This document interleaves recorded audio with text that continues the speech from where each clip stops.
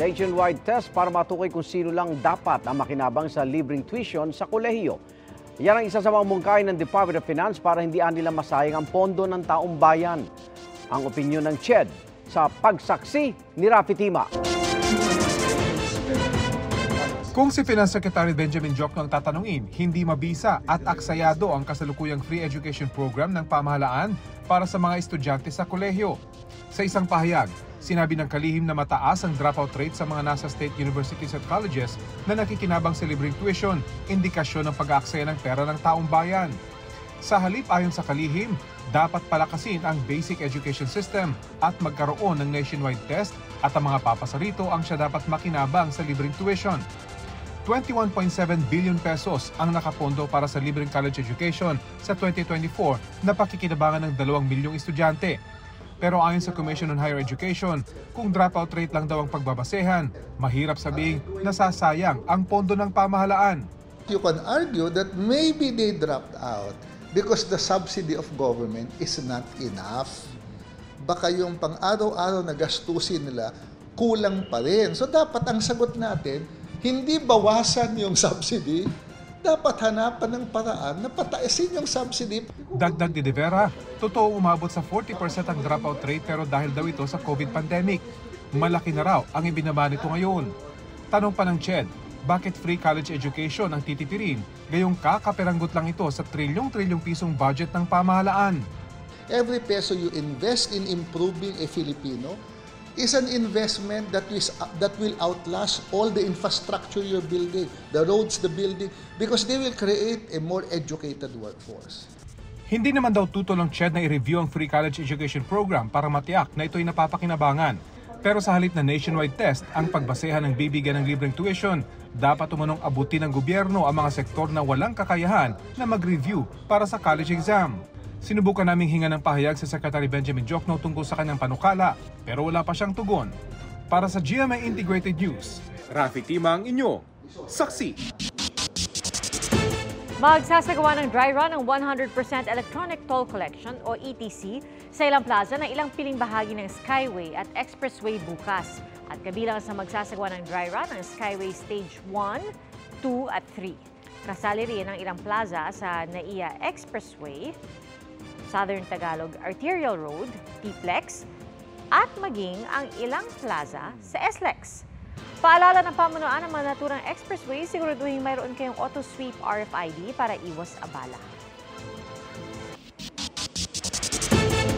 Kinatakutan ng marami ang landslides lalo kapag maulan at bumabaha. Pero paano nga ba malalaman kung ang inyong lugar ay landslide prone? Alamin sa pagsaksi ni Jamie Santos. Ngayong panahon ng bagyo at madalas na may malakas na ulan, isa ang bayan ng San Mateo, Rizal sa binabantayang landslide-prone area sa probinsya ng Rizal. May mga kabahayan kasing nakatirik sa kung saan maaring gubuho ang lupa. Lalo na ang Barbaro 1, Barbaro 2 at saka yung other na mga riverside. Yung po mga alerto namin pag medyo malakas talaga ng ulan. Kahit na walang signal ng bagyo, at malakas ang buhos ng ulan, talaga ina-alerto na namin. Lumalambot yung lupa, lalo na dun sa may phase 1. Meron tayong isang lugar dun na gumuguho sa kung ito block 5, block 4, ganun. And then dito naman sa phase 2C. Lagi rin daw nilang binabantayan ang malaking bato sa tabi ng subdivision. Paliwanag ng Mines and Geosciences Bureau, landslide prone na may tuturing ang maraming lugar sa Pilipinas dahil sa geologic setting ng bansa. Sa lahat ng mga isla ng Pilipinas, marami tayong mga bulubundukin. No? So sa mga bulubundukin na to, ang characteristic nila, matatarik yung mga slopes nila or yung mga dalisdis kung tawagin. No? So isa sa mga checklist, no, para masabing landslide prone yung isang area. Maging sa Metro Manila, may landslide prone areas. Kanina kasama ang Mines and Geosciences Bureau, pinuntahan namin ang Barangay Pansol sa Quezon City, isa sa landslide-prone area sa Metro Manila. Ang mga sako ng bato sa lugar, indikasyon na may ginagawang paraan o mitigating measure na para mapigilan ang pagguho ng lupa sa lugar. Itong mga sako-sako ng mga bato na to, para siyang mga makeshift na mitigation measures. No? Dagdag pa raw ang pagkakaroon ng sapa sa Barangay Pansol sa maaring maging sanhi ng pagguho. Pero hindi naman daw lahat ang nadadaanan ng West Valley Fault masasabing landslide prone. Kung yung material naman niya ay buo na bato, so okay naman siya. Pero kung basag-basag siya at buwaghag, yun yung medyo madali talagang magkaroon ng mga landslide events. No? Tapos kung yung nadadaanan naman ng area ay makapal na lupa, isa din yun. No? So tinitingnan natin, hindi lang yung slope, kundi pati yung material ng area. Dapat umanong bantayan kung may makikitang crack o bitak sa bahay, sa kalsada o sa lupang malapit sa inyong bahay. Bantayan din daw ang seepage o yung paglabas ng tubig sa isang lugar na karaniwang wala namang tubig. Ibig sabihin po nito, yung lupa natin ay punong-puno na ng tubig. Kapag punong-puno na ng tubig yung lupa, no, tapos makakaranas pa siya ng konting pag-ulan, ay nagiging po siyang parang unstable na talaga at doon po magkakaroon ng landslide. Para masiguro kung kabilang ang inyong lugar sa landslide-prone areas sa bansa, maaari niyong i-check ang website ng Mines and Geosciences Bureau ng DENR. Para sa GMA Integrated News, Jamie Santos ang inyong saksi. Posibleng ngayong weekend magsimula ang pamamahagi ng ayuda para sa mga nagtitinda ng bigas ayon sa DTI.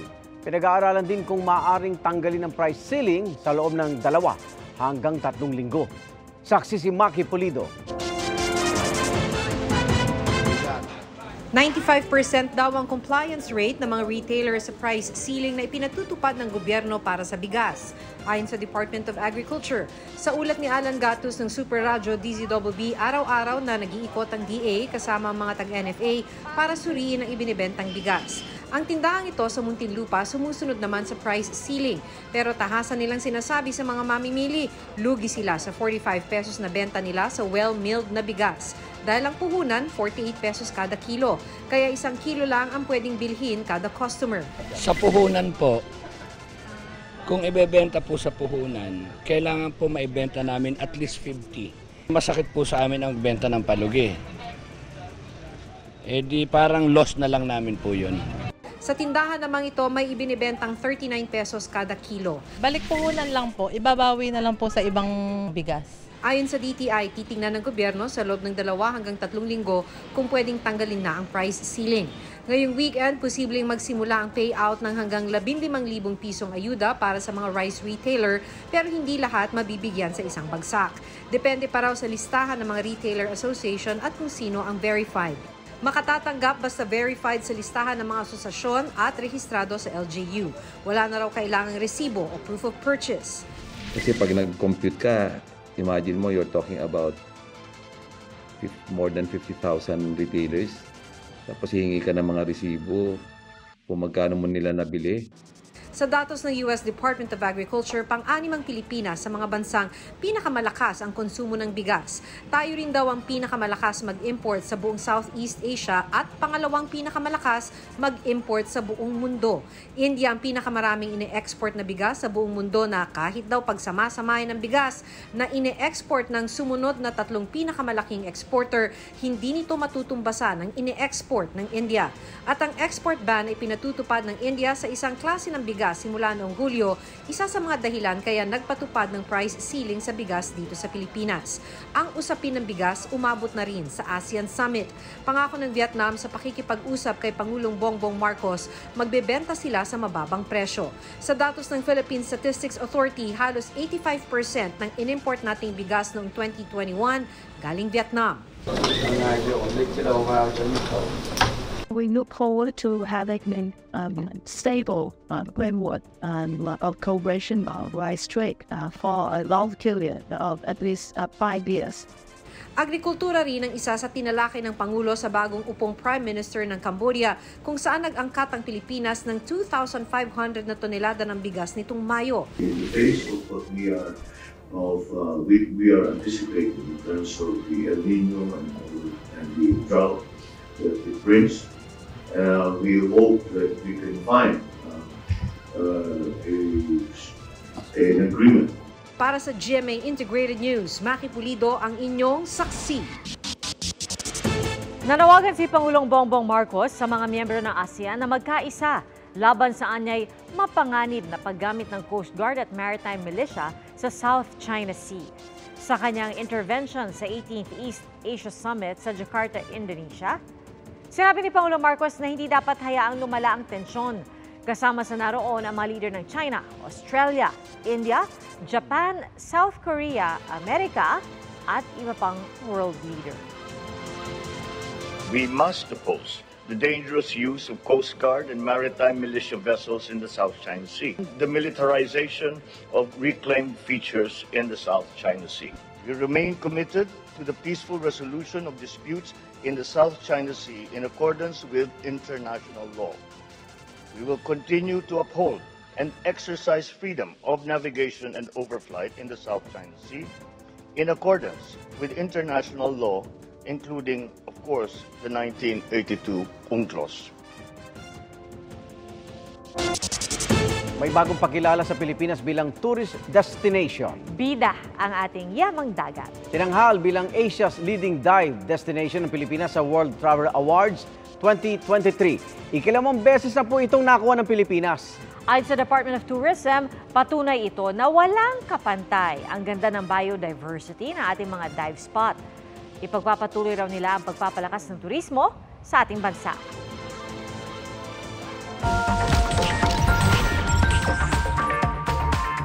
May magbabalik na K-sikat na OPA sa bansa. Siya si Korean actor Lee Min-ho. Nakatakdang dumating si Min-ho sa Pilipinas para sa isang event sa Oktubre. Dati na rin siyang nagdaos ng mga fan meet dito. Nakilala siya sa pagganap sa ilang hit K-dramas at kabilang niya ng Legend of the Blue Sea na napapanood din sa GMA Network.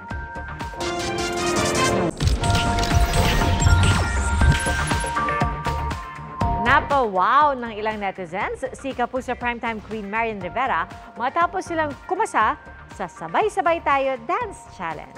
At Kailin Alcantara handa nang sumabak sa mas mature na roles. Darito ang showbiz saksi ni Katatibayan.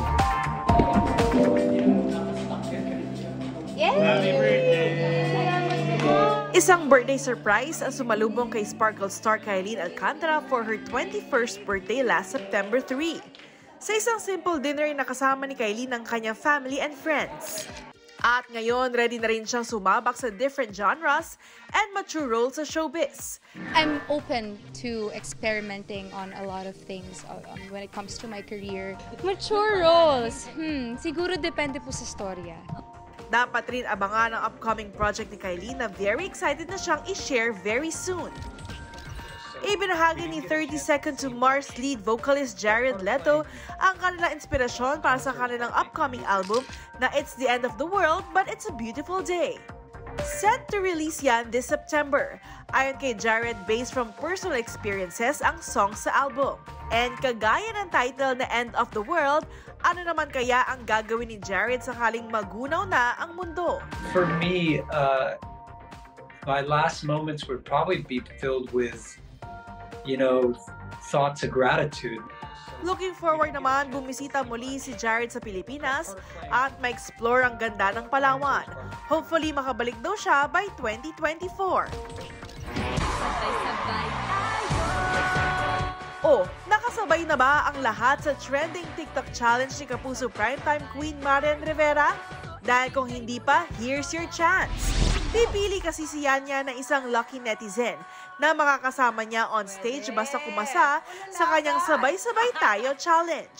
Sa TikTok React video ni Marian sa ilang nakisabay sa dance challenge, napawaw ang Primetime Queen sa bigay todo na moves.